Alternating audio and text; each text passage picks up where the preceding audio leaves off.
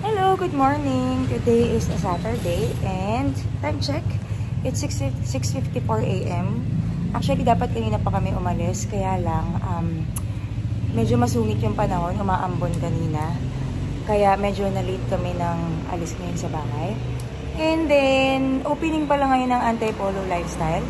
Support tayo sa friend natin na si Aika and si Jem. So, inaantay na ako ni Kla. Balikan ko kayo. Kayo na pa nag-aantay si baby girl. Umaambon na! Okay. Kita ko na si Kla. 7:02 na. Ayan, umaambon na.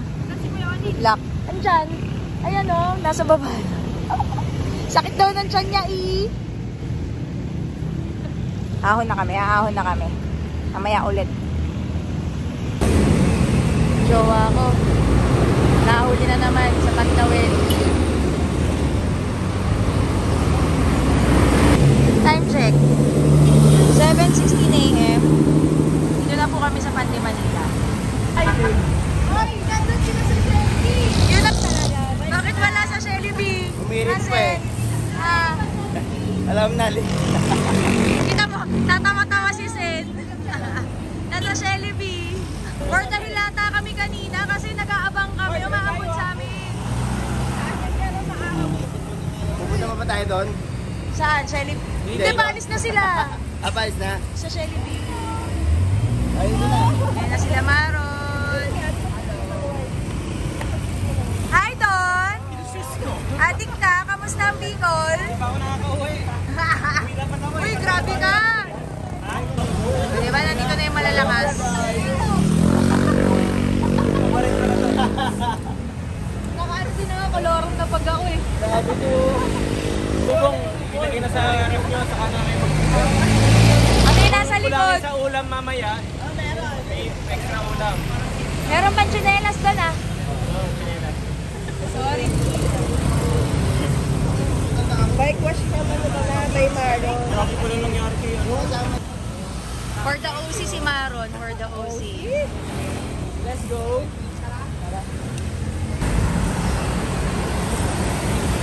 Kapit na kabaw kami sa Lungsod Church. Hirap naman ang tulog. Hirap naman ang tulog. Pag walang tulog talaga, bilis tumaas ng heart rate. Grabe. Steady 179 to 184 ako. Ayan.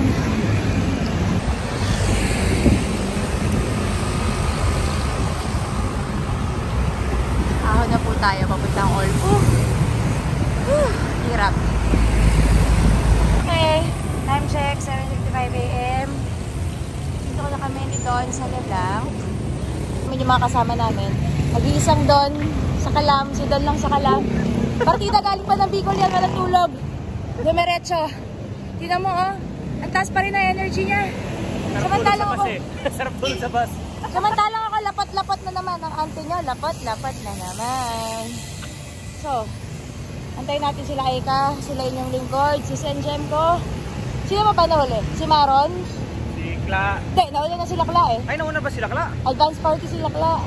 Hindi na sila Kla. Hindi, nauna sila Kla. Wala ba? Nauna. Nag-antay si Maron. So yan, antayin natin sila. Hop! Nandito na si Auntie. Si Maron, nandiyan na rin. Si Sen na lang. Si Sen na lang, tsaka si inyong lingkod. Yun na pala si Kla. Nandito na po si inyong lingkod at tsaka si Sen. So, bababa na kami ng taktak, baba, ahon, tapos diretso na kami ng Antipolo. Sana may mga, ano pa, pumipitik para makapagpapitik muna kami. Sen! Isang kaway naman dyan, Sen! Yan! Dito na kami. Pa-cutie lang. Pa-cutie ahon. Tapos diretso na kami sa Antipolo Cafe. Hi, inyong lingkod. Tito Pace. So, nakarating na kami sa Antipolo. Yan. Daming cycling. Okay, and once again, maraming salamat and good morning kay Captain Si Andy MJ, Calastas. finally, Good morning na-miss sa ko na si inyo. MJ. Good morning ka. Yan.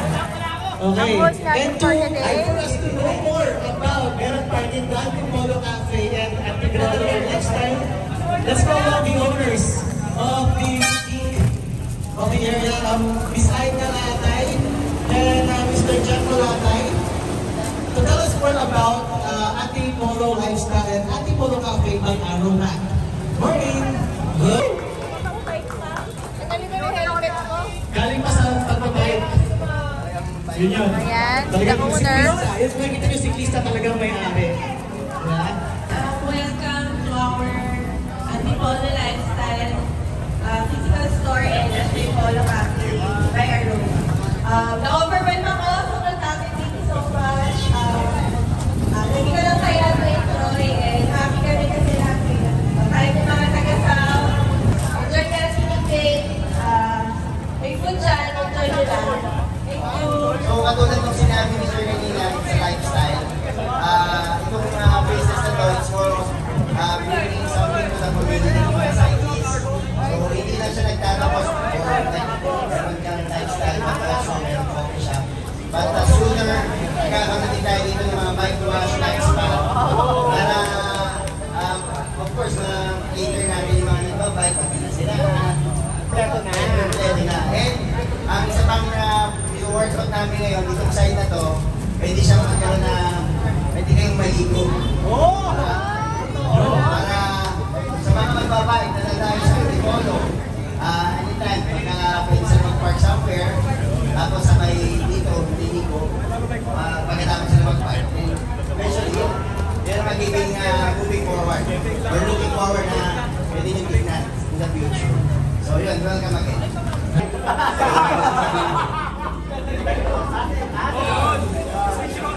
Jervin. Nag-report natin si Mr. Jervin Lord. Alright, ready? In 3, 2, 1, go!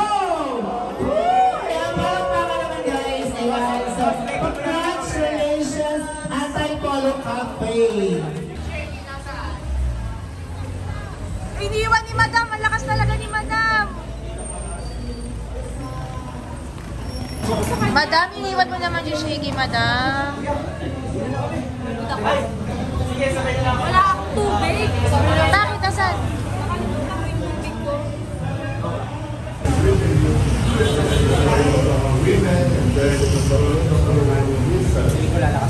Tama-tama ko lang shake. Nararamdaman ko next.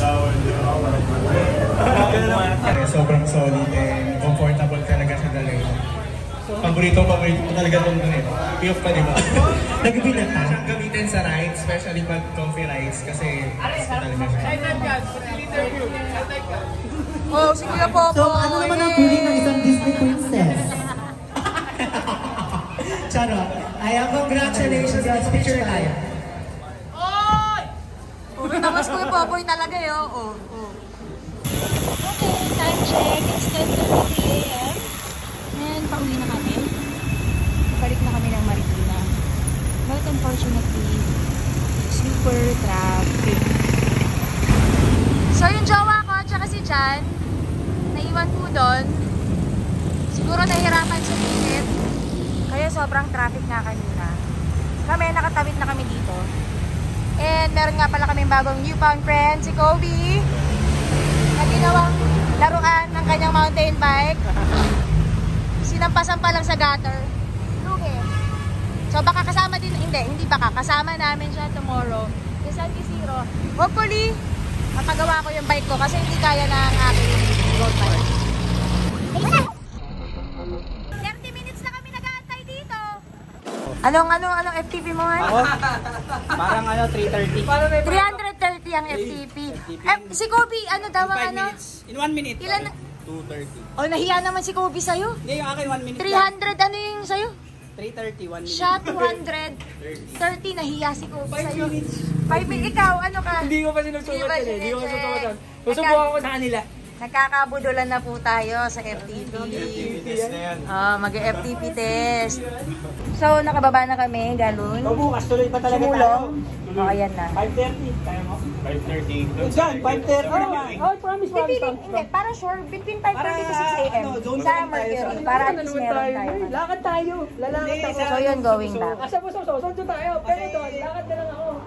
Tipid tayo sa buso-buso. Puro ano na yan, budulan sa San Isidro. Game na raw. Ito si Jan. Game na ba, Jan? Sige, ready bala na? na maglakad. Pwede na maglakad, di ba? Pwede na maglakad, di ba?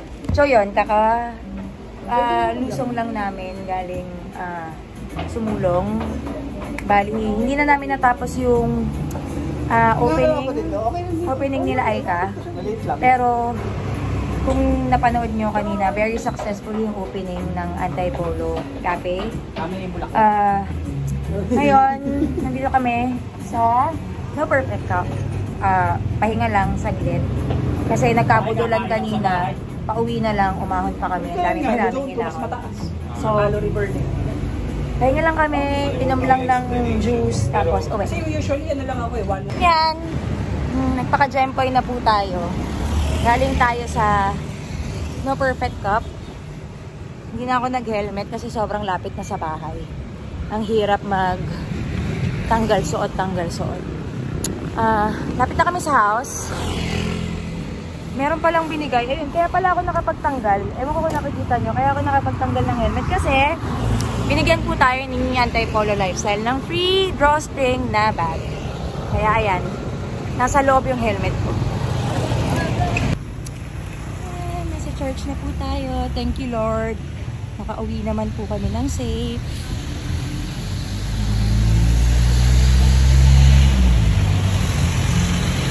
Yun yung lingkod. Kamusta yung ride? Kamusta yung opening ng Antipolo? Very successful naman. Kakainis, no? Wala man lang siyang ano. Puro ganon. Ano? Zone 2. Zone 2. Hello! Nasa bahay na po kami. Nakauwi na. Tapos, just in case hindi nyo nakita kanina, kasi nag-bike ako. Hindi ko naman makuhanan ng tama. Ito pala yung bigay kanina ng Antipolo Lifestyle. Very nice. Saktong-sakto siya pag magbabike kayo. So, thank you, Aika. Thank you, Jemko. And again, congratulations sa very successful opening ninyo. And more power sa business.